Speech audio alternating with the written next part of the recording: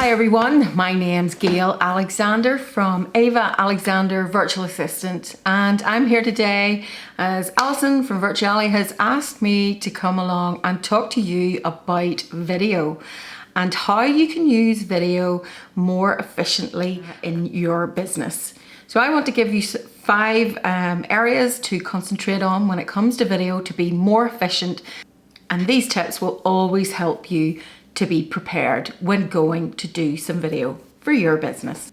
When you're thinking about video, a lot of people think about, oh my goodness, what type of video am I actually going to do? I don't know what to film.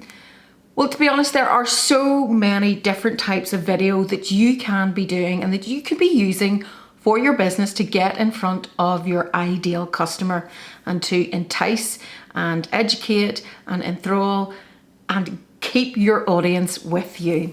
So I'll give you a few examples of what type of videos, first of all, that you can be doing to think about. So first of all, you want to tell your audience your story, who you are, why you became into the business that you're in, and what led you to produce that product or service. Explain how this really helps your customer, because that is what is going to sell you to your customer. They're going to buy from you rather than the product or service itself, because they could really get that from anyone else. They want to know why you are the best person to do what they are looking for. So you want to sell your story as part of that transformation that they are going to get when they work from you.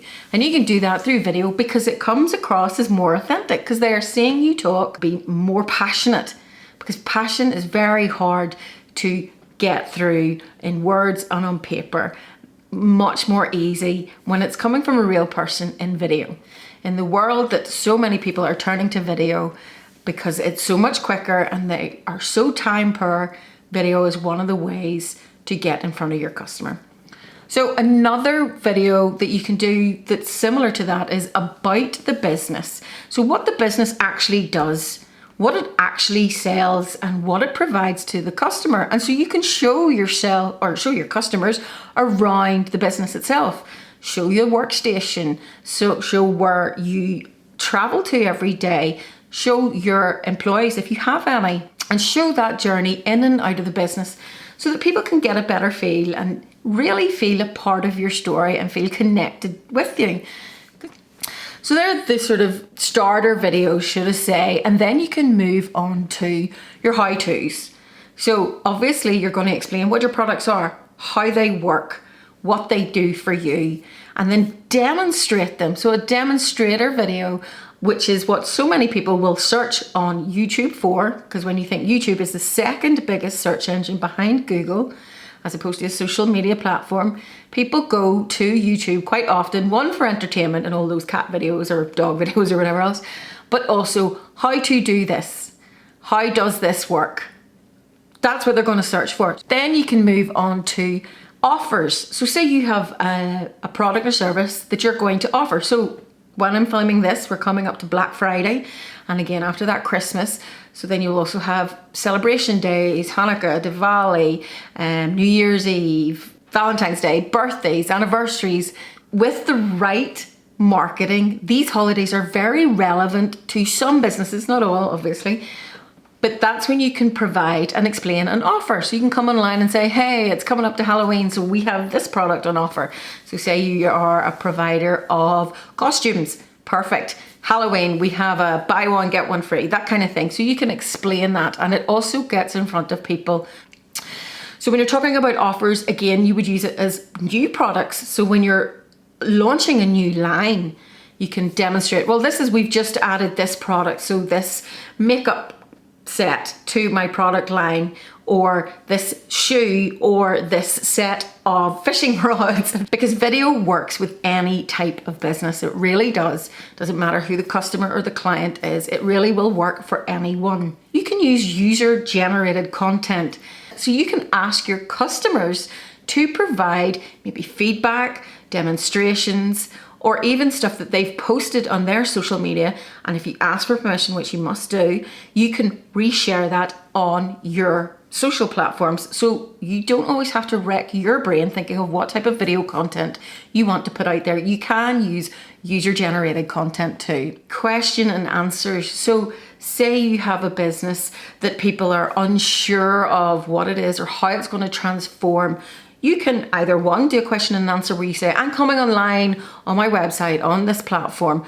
Any questions, come on, jump in and I will answer your questions. So you can have people typing them away, or the likes of Instagram and Facebook. You can invite them to join you online live and you can answer their questions there and then.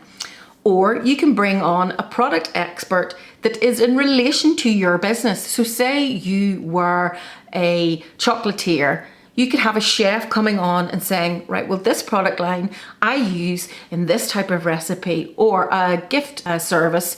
You could say, well, I provide these gifts, and bring a guest expert on that maybe provides hampers. So a complementary product expert you can bring online.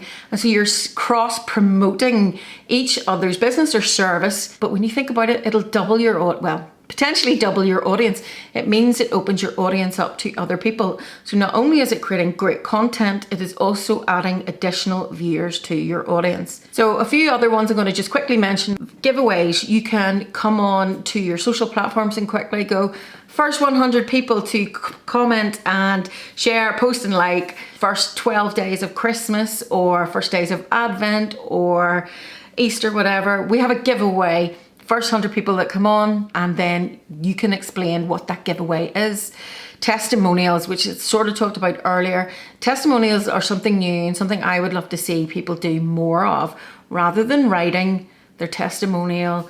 Now, if you get them to do it on video, and it is just as simple as getting someone to use it on their phone and sending you the video, short video, you can reuse that video, reusing that content to create text, pictures, images that you can add to your website, to your social posts, as well as the actual video itself. Just a flat image of the person speaking with the text of what they've said, whatever works. But I think testimonials are a really great way of getting people to really endorse what your product or service is. And if it's done in video format, I think it's much more authentic. Another one would be, like, because you want to entertain as well as educate, would be bloopers reel. Who doesn't love watching those kind of mistake videos or falling over videos? If you have any of those, show them in as well. Quite often you'll see people doing their main video and at the end they'll show their cutouts. Quite often see this on Instagram influencers. They'll maybe have their main video and then sometimes at the end they'll have their, oh, where I fluffed my lines, because they will edit. So there's a whole range of different videos. There's so many more that I could talk to you, but I want to talk about the next thing. How am I going to do it? What am I going to use to film with? So first of all, everyone, well, I would say everyone has a really great phone in their back pocket or their handbag or wherever. Your smartphone. Smartphones today, the cameras on them are amazing. The pixels and the resolutions that you get and the functionalities now that you get, being able to adjust like the likes of ISO and white balance and those settings is incredible. And you can use that perfectly well to create video for your business. When you start off, do it with your video, or to make it slightly better and more professional, even get a selfie stick or a monopod, and that'll help you with stability to make it look less shaky. Or you can have a mount, is this like a gorilla mount or an octopus mount, this one's called, where you can have it set down like this, or you can actually tie it round, say, a lamppost if you're outside, or railings or something like that. So it makes it really versatile. Then next on, you could maybe use, what I have set up here is your iPad. I use these quite often taking videos. You can attach a mic to, and the quality is fantastic. I use these at mobile events for testimonials, and it works really well. All you need to do is get a tripod, and then you can get these specific mounts that hold on to your iPad, and there's just a wee sticker here. If you don't want the person that you're videoing to look at themselves all the time this way around, you get them to look into this camera, but point an arrow to, so they know that where they're looking to. So that's just a small wee tip there. Next up, you can use obviously your camera. So a mirrorless camera, DSLR camera, whatever camera you have, they are obviously the next step up of creating videos. After that, you have the likes of a GoPro or an action cam, something like this. So again, there's different ranges of price. So you don't want to go full on with the likes of the newest GoPro. There's these sort of action cams that I have and I play with. If it's relevant to your business, you know, don't feel you have to get these if it's not relevant to your business. And then of course, drones. When you're talking about what to film with, you need to think about your camera. So I've talked about that, but also your lighting and your sound and your setup. Now, my lighting here is a little bit strange because I am in a temporary setting. This is not my normal work office. I have a desk ring light and then my lighting here. But if you don't have that, remember daylight is fantastic. So if you can have the daylight in front of you looking at you, preferably if you can on a an overcast bright day. Overcast is better. It's because you don't get the changing shadows when it's sunny. I have filmed videos and the sun has come in and out behind the clouds. So at one point, the whole room is black and it's just my face. And then the next minute, we're whole completely bright and it just plays havoc with the camera. So talking about lighting, if you can get it on a cloudy, overcast, but bright day is better. If you don't have the ability of that, try and get any sort of light source that you can. And depending on what type of video you're doing, obviously if you're just doing an infomercial or that type of thing for your business, it's preferable to get your whole face lit up. And this includes even with the likes of a Zoom video or a client call, it just looks better if we can see your face. If you're doing interviews that's going to be on the internet, let's see your lovely face and your expressions. So I have the small desk light. You can also have larger ring lights, are really portable. And then I have box lights. I also have a light box, which is really fantastic for fine details, smaller, close-in videoing. So say you want to demonstrate sort of jewelry or any kind of small woodwork. But you can easily make that yourself, just getting a big cardboard box and covering it with a well-ironed white sheet and shine in a light on it, and it really lights it up. So again, you don't even have to buy some of these things. You will have them around the house. Sound. Now, sound is really important. Somebody said they would rather watch a video with bad video but great audio than a video with great video and bad audio.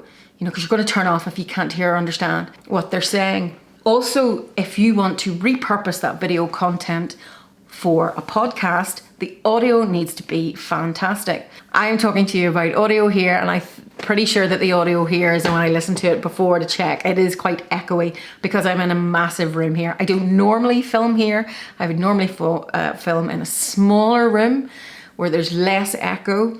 If it's particularly important that the audio is of highest quality, quite often people will get in a cupboard.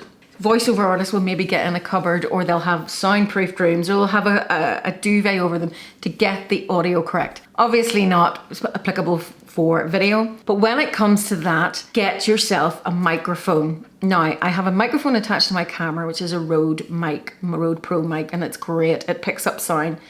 And there's a whole big difference talking about sound when you go into omnidirectional and single directional mics because of the way they pick up sound. Either they pick it up directly pointing at the camera or all around, so ambient sound. But that is another complete new other topic. But if you don't have a microphone handy, definitely use your earphones. The ones that you use for your phone.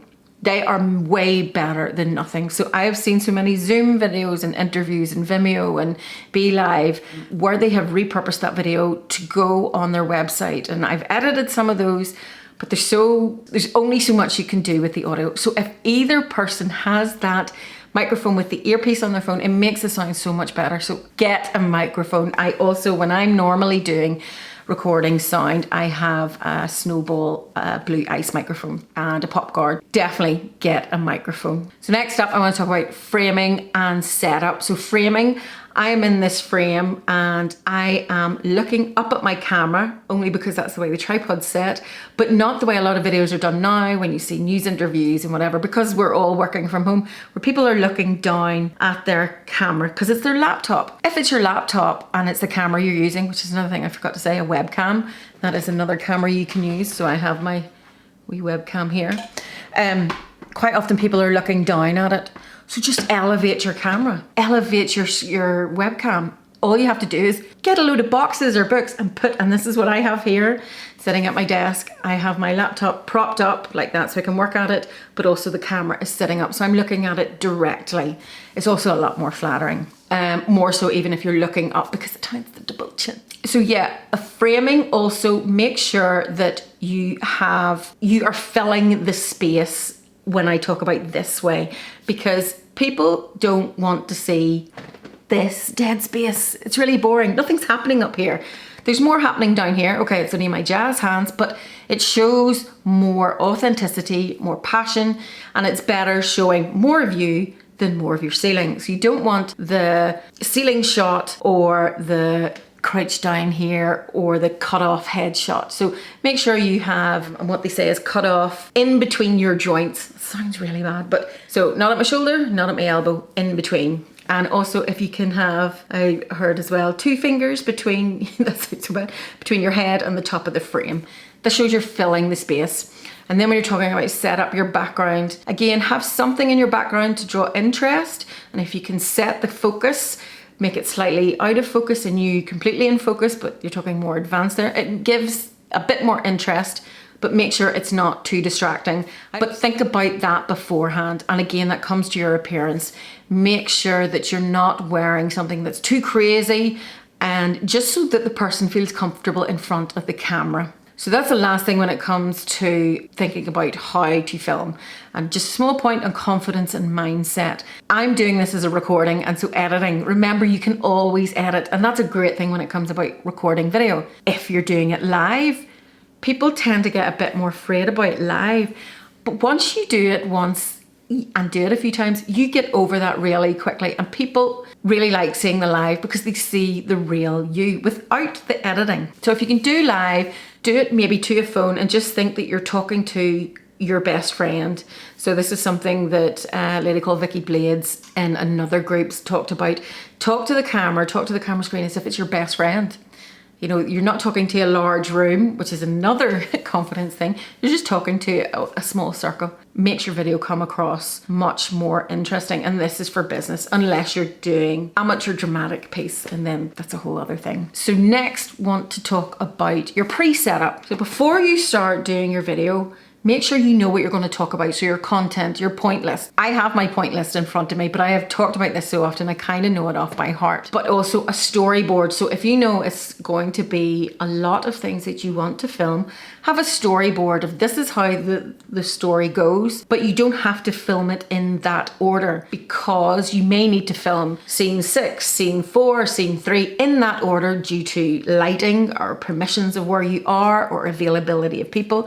But that way, then you know what you filmed and what you have left to do. So it makes it a lot easier. Storyboarding also gets you thinking about how the video is going to flow and work. So next with that, you want to write up a shot list. If it's really relevant, most of it's not going to be, but you may want a close-in shot, a side shot, looking straight down shot. So there's so many different shots, and it also depends on what type of video you're doing. But when it comes to interviews, if you're doing that, it's quite nice. And if you're able to do it at the same time, have 2 different cameras so that you have one straight on and one sideways, so you can change the angle and it just gives more interest.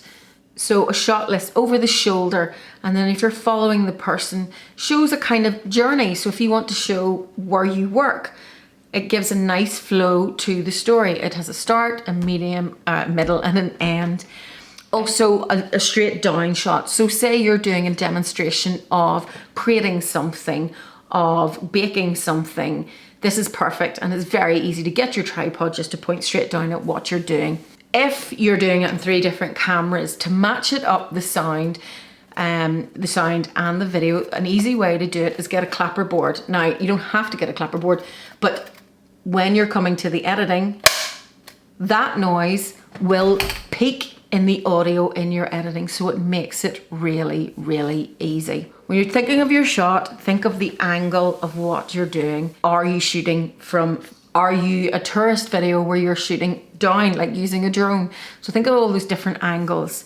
Then you'll also want to have different lengths of shots. So establishing shots, a really zoomed out shot which would establishes the whole setting, and then zoomed in shots to find out more details. Once you talked about what you're going to film, how you're going to film it, what you're going to film it with, then you've gone about and filmed it, editing. Now, editing is actually the longest part, because you are taking in all the different shots, video, sound, putting it together, and then taking out the bits you don't want, moving it around, maybe adding graphics. Then you maybe want to add your logo, you maybe want to add a watermark, music, titles, closed captions. There's so many different things. Software, there are plenty of free softwares out there. A lot of them will also offer the free version as well as a pro version, and then an expert enterprise version. So one I use is Filmora Wondershare. There are plenty of others like vMix, Coral. Other editing softwares would be like Loom and Wave, where you can not only create your video from your desktop, but you can also film your desktop and yourself at the same time. So for the likes of a demonstrator video, if you're demonstrating something to a client or to an employee, which is another type of video for onboarding new clients and new employees, is a really great way of doing it. You're talking through the process while filming yourself. They can see exactly what you are doing. You've also like Magisto, Splice, Capwing, Bcut, Vimeo, ScreenFlow, YouTube as well, Screencastify. But there's also so many different places that you need to know where to go to get free stock image of images, video, music, the likes of Pixels, Pixabay, Cover. These will help to add video clips as well as images that you want to in your video. And even with flat images, some of the techniques within the editing software will actually make them into a video themselves by using a key movement where you'll show a start point on your image and a move point, and the software will give movement to that image.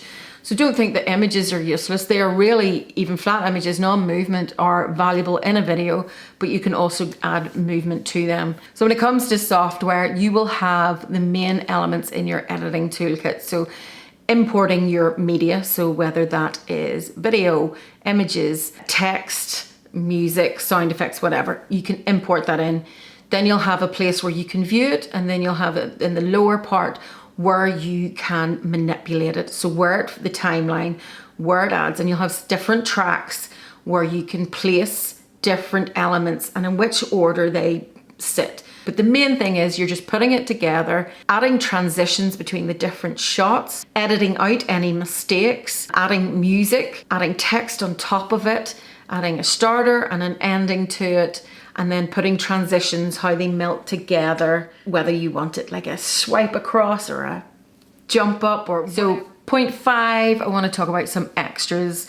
Video is really useful when it comes to email. There are a couple of softwares out there that allow you to create a video that goes straight to an email. BombBomb or Bonjour work really well to create a really intimate short clip and a personalized email to somebody, and it works really well. So yes, there are some softwares that you can create animations for explainer videos rather than having yourself doing it. So you can have like a cartoon, so the doodly, and with video being predicted as the main way people consume their content on their mobile devices, you need to think about adding subtitles, closed captions. Quite often your software will do that for you. So the likes of YouTube, you can add that in. It automatically produces a transcript of the video. However, make sure you go back and check it and edit it. So it's a little bit time consuming, and there are other providers out there that you can send your video to be transcribed at a small cost. So lastly, I wanted to talk about the search engine optimization. You need to have a title. You also need to, and it's the same with images, have an alternative title in the background so that if somebody's not able to view it, they can read what the title is, and make sure it's headline grabbing, because people aren't going to watch a video that has the title of, "This is the greatest video ever that you need to watch to make sure that you can be the best at so and so and so." A title that is top 5 ways to increase your Instagram audience, 3 ways to guarantee whatever your product or service is going to do. Your title needs to be short enough, grab attention, be long enough to have enough information on it, and also to have keywords in it that you need to do research for. So your main keyword would be in your title, and then your description is where you can flood it with more relevant keywords, and not just a word, but a phrase or a couple of words. So when you look at YouTube, you can also have TubeBuddy, where it tells you how high ranking your video is. And when you have plenty of keywords or key phrases, it really improves the ranking of your video and therefore your searchability and findability from your customers. So in your description, describe what the video is, fill it with keywords of what people are searching for. Then if you've product and services, link to those specific ones, so back to your website of where those products and services are. And if you can, in the video, and for YouTube, about 15 minutes, put in timelines of where, talk about this issue at this minute, this issue at this minute. It makes it so much easier and people can skip to the bits that are relevant, if not watch it all. You want people to watch it all because it gives you better ranking. It's not about the number of views, it's about the view time, the view length of your video. 5 things: what to film it with, pre-setup, editing, and some extras. Hope that was really useful. If you want more information or more ideas or help with your video creation, join me at Ava Alexander Virtual Assistant, or you can join the Facebook group at the Video Visibility Lounge. Any questions? Drop me a line.